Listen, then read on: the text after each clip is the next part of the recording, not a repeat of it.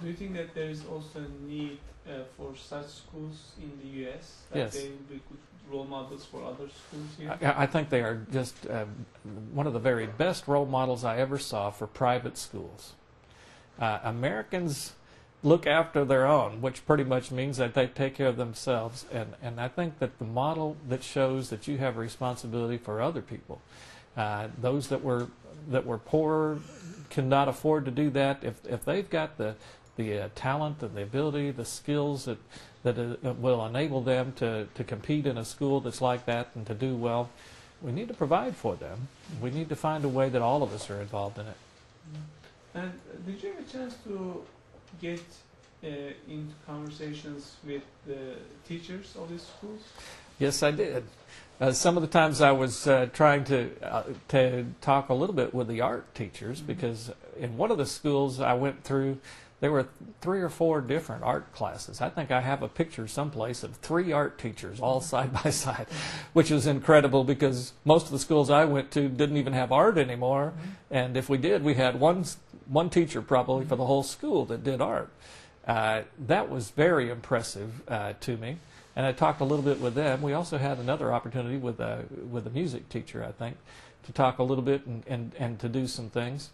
Beyond that, I don't know that I talked with any teachers, about the instruction in the classes, except for the English teachers.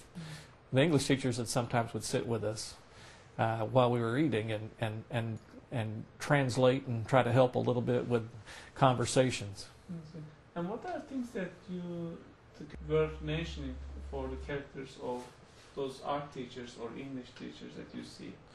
Do you see anything different than normal public school teachers in those teachers? Well, I just saw some remarkable teachers, because if they were showing the work that the children were doing, and at varying levels with the different ages of the children, the quality of the art and the talent that was showed there was just dramatic and remarkable. From the youngest to the oldest, you could see little signs of deep creativity and thought, imagination.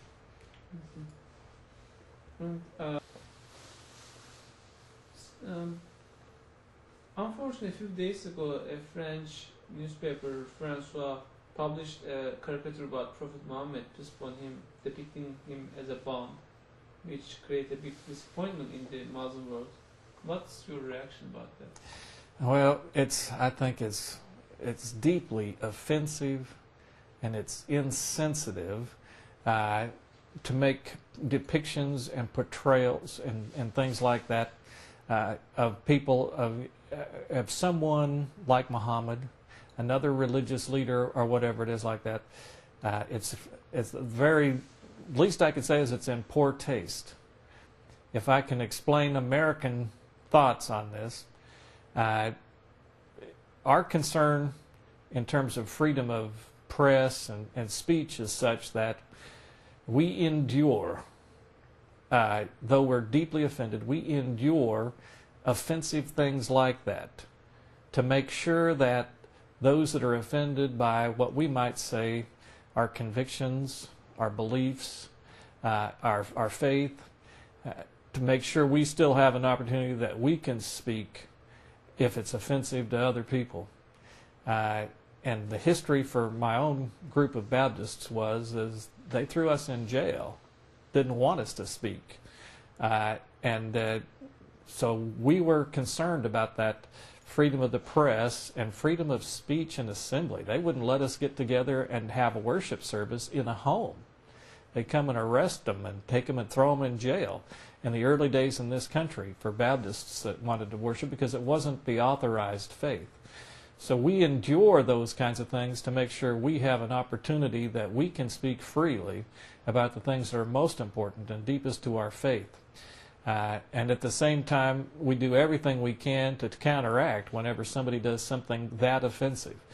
The only consolation perhaps I can offer is that they do things that are deeply offensive to Christians as well in those things. And we do the best we can to not give them any more notoriety, then we can, so that people will ignore it and move on to the things that are most important. And say that Gulen should be nominated for Nobel Peace Prize. What do you think about this? I would think that he would be a good nominee. I would support that. What are the reasons that you support his nomination? Well, for Peace Prize? one thing I can see, he is someone who has worked probably his entire life. I at least know that most of what I have read of him and his works has been to try to find a way to build bridges between people of different faiths, to try to find a way to accentuate and highlight what I think are the very best aspects of Islam. I think his schools, they're a model. They should be a model for around the world, I think. And I think that he would be a good nominee for that. I think we've got to find some positive role models to set forth in places in the Islamic world. So we need to find some good role models of our own in the West that can counteract some of the influences that we've got as well. Generally, what do you think about Prophet Muhammad? What do I think about? Muhammad? From my reading and understanding of Muhammad, I think he's probably one of the greatest men who ever lived.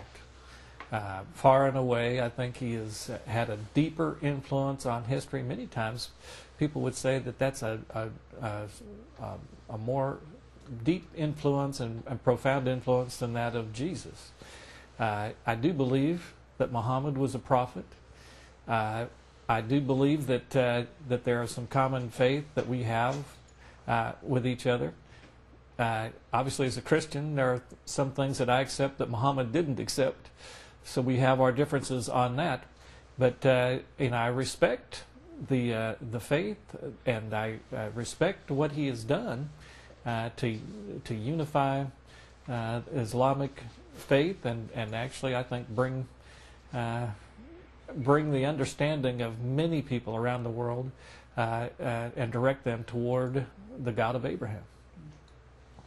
And beyond these questions. Beyond the questions? Actually, I got one more question. I forgot the other one. Okay. If you had the chance to meet with Mr. Gulen, what would you want to tell him? What would be your message? Well, my first message with him would be to thank him for the model that he set for the schools, because that is really something that will affect me, and I will probably be telling this story over and over again to people all around America. And it's a message that Americans need to hear. Other than that, what I would ask him, would trying to do is try to ask him more about his understanding of conscience. This is my own kind of personal studies, but I see very similar kinds of thoughts and expressions in his thinking to what I find in some early thinking in Baptist life, particularly when Baptists were being persecuted and they were trying to find an opportunity that they would have the right to worship as they felt convicted before God to do. And I see some similarities there. And I think it comes from a common experience of being deprived of the freedom to worship the way that you think that you should worship to God, and the challenge that you have wrestling with the state and trying to be conscientious to do what you know God wants you to do. That's the history of Baptists 400 years ago, and 300 years ago, 200 years ago, and he's living that today. So I would be touching on that theme of conscience, because I think there's some common ground there. And well, the biggest thing that I wanted to share is just my deepest appreciation and gratitude for the people that are involved in Institute of Interfaith Dialogue for this experience. It's one that I think has had a profound impact and influence on my life. It will shape my thinking. It will change some of the messages probably that I share with people, particularly in the state legislature and other places, about education and to other kind of private citizens. And it's also something that I think that I'm going to be sharing as well, particularly when we're talking about the Islamic faith in relationship with Christianity. This is the finest, the very best model that I know of someone who is trying to find a way to build a bridge of understanding between our faiths. And I just would encourage that any way I can. Thank you very much.